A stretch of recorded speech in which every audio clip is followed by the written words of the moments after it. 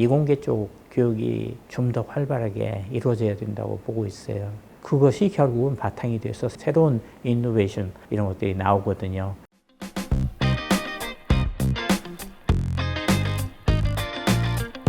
저는 지유투자의 대표이사를 맡고 있는 양정규입니다. 저희 회사는 일반 창업 라이선스를 가지고 있는 벤처캐피탈 회사가 아니고요. 유한회사로 해서 시작을 했습니다. 1981년도부터 이 업종에 이제 뛰어들게 됐었고요.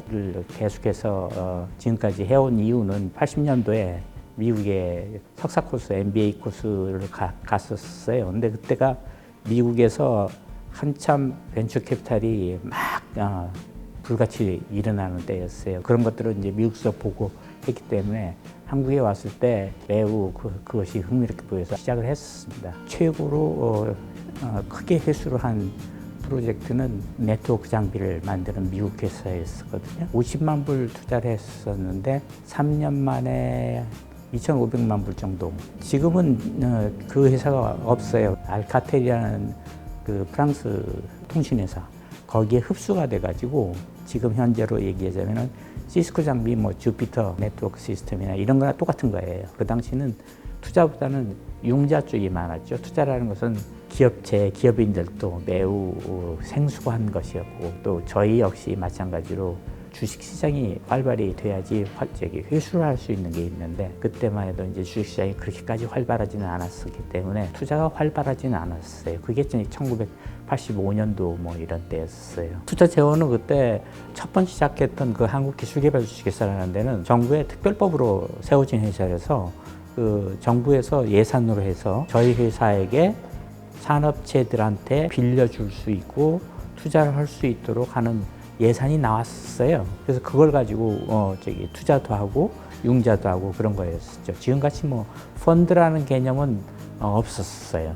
한국에서의 그 VC가 소위 촉발하게 된 건 언제부터냐면 외환위기 때부터 사실은 촉발을 하게 됐어요. 큰 회사들이 어려움에 딱 닥치니까 맨 처음 정리하기 시작하게 된 인원들이라고 그럴까? 이런 사람들이 누구였었냐면은 연구소 사람들이었었거든요. 그 기회에 벤처 캐피탈 쪽으로 해서 그 사람들을 좀 키워야 되겠다 하는 아이디어들이 나오기 시작했어요. IMF 살 때 바로 그때부터 우리나라 이제 그 시작이 됐었다고 보고 있고 그때부터 약간의 기술의 바탕을 둔 그 사람들이 왜냐하면은 많은 연구들을 오랫동안 큰 대기업에서 해왔기 때문에 그 능력이 있었던 거예요.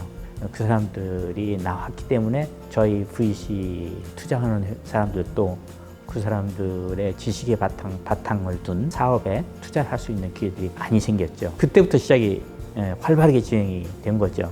VC를 활성화시킨 그 가장 큰 지원 세력이라고 할까요? 지원자는 누구였냐면 우리나라에서 정부예요.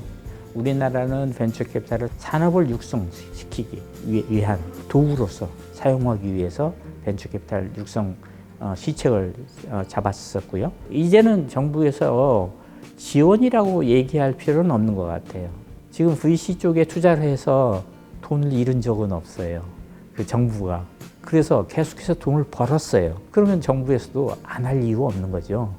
정부에서 이제는 뭐 지원을 그만둬야 되겠다? 얘기할 필요 없어요. 자생이라는 것은 민간 소스에서 돈들이 모여져 가지고 그걸 가지고 투자를 할 수 있는 그러한 제도가 돼야 되지 않겠느냐. 근데 그거는 우리나라 민간 소스에서 나오는 게 민간들의 그 자본 축적이 조금 덜 돼 있고 그 다음에 기업들은 출자를 할 수 있는데 기업들은 또 기업들대로 자기네들이 직접 하고 싶어 하지.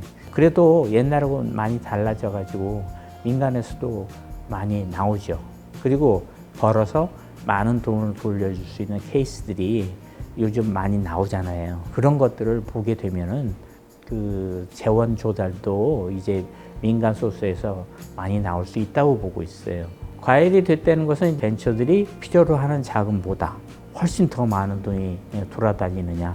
그 다음에는 회사의 가치가 너무 비싸지 않느냐.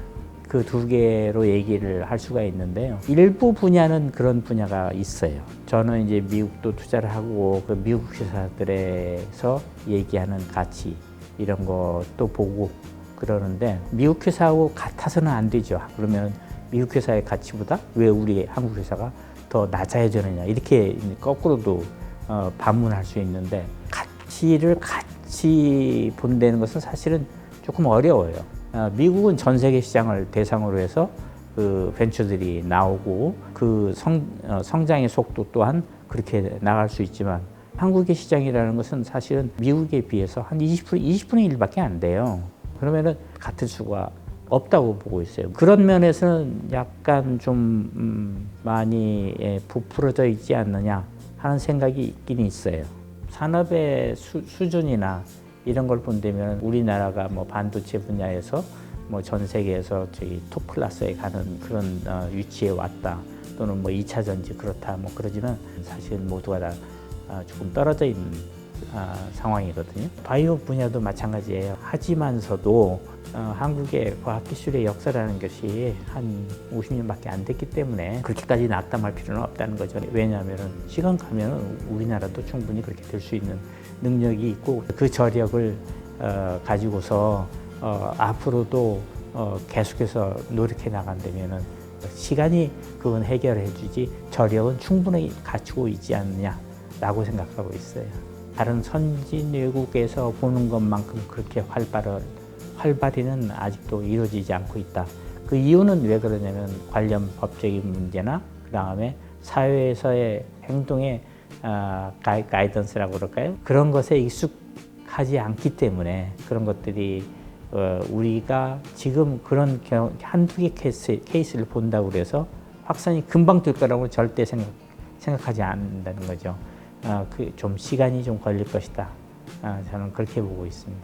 결국에 가서는 선진 외국에서 보는 것처럼 그런 많은 협업 상태나 또는 오픈 이노베이션 상태나 이런 것들이 나타나리라고 보고 있습니다. 우리나라에서 소위 이공계 쪽이 많이 죽어가고 있는데 이공계 쪽 교육이 좀 더 활발하게 이루어져야 된다고 보고 있어요. 그것이 결국은 바탕이 돼서 새로운 이노베이션 이런 것들이 나오거든요. 또 하나 새로운 세대를 살고 있는 영파고들이 앞으로 생을 어떻게 우리가 바꿨으면 좋겠다는 것을 이렇게 생각할 수 있는 조금 리버럴한 생각을 할 수 있도록 중고등학교나 뭐 대학교 때 약간의 교육이라고 그럴까요? 이 생각의 범위를 좀 넓힐 수 있는 트레이닝을 좀 시켜주는 거. 그것이 저는 중요하다고 보고 있어요. 100점 만점으로 본다면 지금 저는 아무리 붙여도 80점 이상은 줄 수 있어요. 왜냐하면 앞으로도 계속해서 많은 자금들이 조달될 수 있는 환경은 이미 갖춰져 있어요. 다만 이제 벤처를 하시는 분들이 얼마나 앞으로 더 많이 나올 수 있느냐 그건데 그거는 우리나라 역사가 너무 짧아요. 과학기술의 역사가. 결국은 벤처들이 할 수 있는 것은 과학기술의 바탕을 두거나 그렇지 않으면 사회 인프라를 이용한 그런 사업 모델의 개발에서 나오는 건데 이거는 역사가 짧기 때문에 별 수가 없어요. 그래서 요것은 이제 시간이 해결해 주리라고 보고 있어요. 제가 당부드리고 싶은 것은 돈을 쫓지 말고 어떤 혁신을 줄 수 있을 것인가에 대해서 항상 그걸 먼저 생각하려는 거 하고요. 그 다음에 두 번째는 머리로 사업을 하려고 하지 말아라. 책상 위에서 100번의 도상 연습을 하는 것보다는 한 번에 실제적으로 소비자를 만나봐라. 그리고 혼자서는 모든 걸 다 할 수 없다. 한 사람이 할 수 있는 하루의 일의 양이라는 것은 극히 작아요. 그래서 꼭 팀을 이뤄서 같이 일할 수 있는 환경을 만들어라 하는 것이 제 부탁입니다. 감사합니다.